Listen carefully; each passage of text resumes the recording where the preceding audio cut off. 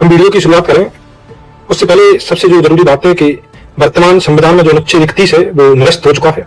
इसे 44वें संविधान संशोधन अधिनियम 1978 द्वारा मौलिक अधिकारों की सूची से हटा दिया गया था। अब संपत्ति का जो अधिकार है वो अनुच्छेद 301 के अंतर्गत संवैधानिक अधिकार है। क्या आपको पता है कि कभी संपत्ति का जो अधिकार था वो भारत में एक मौलिक अधिकार हुआ करता था, और लेकिन आज यह मौलिक अधिकार नहीं है। आखिर ऐसा क्यों हुआ? इसकी कहानी जुड़ी है अनुच्छेद 31 से।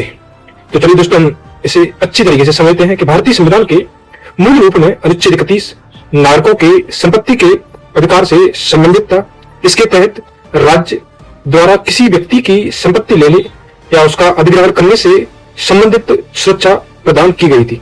लेकिन समय के साथ भूमि सुधार और सरकार द्वारा संपत्ति के अधिग्रहण को लेकर कई संवैधानिक और न्यायिक विवाद सामने आए। इसके बाद 44वें संविधान संशोधन अधिनियम 1978 के द्वारा अनुच्छेद 31 को संविधान से हटा दिया गया।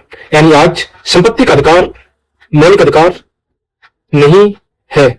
लेकिन इसका मतलब यह भी नहीं है कि सरकार आपकी संपत्ति को मनमाने तरीके से छीन सकती है। आज संपत्ति के अधिकार को अनुच्छेद 300A के तहत संरक्षण प्राप्त है। अनुच्छेद 300A कहता है कि किसी व्यक्ति को उसकी संपत्ति से विधि के प्राधिकार के बिना वंचित नहीं किया जा सकता। आसान भाषा में याद रखें तो पहले अनुच्छेद 31 संपत्ति का मौलिक अधिकार हुआ करता था और अनुच्छेद 31 निरस्त हो गया। वर्तमान में अनुच्छेद 301 के तहत संपत्ति का अधिकार संवैधानिक अधिकार, यानी मौलिक अधिकार पहले था बट अभी भी संवैधानिक अधिकार है।